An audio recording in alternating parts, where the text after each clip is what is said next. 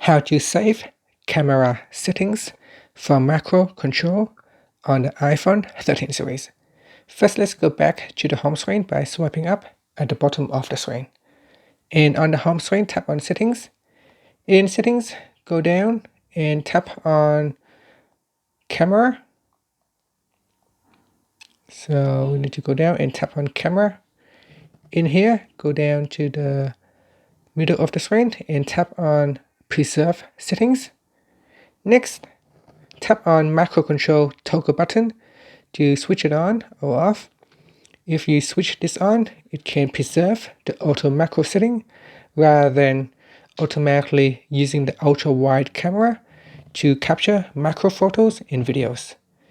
And that's it. Finally, you can tap on the back key to go back to settings or swipe up to go back to the home screen. Thank you for watching this video. Please subscribe to my channel for more videos.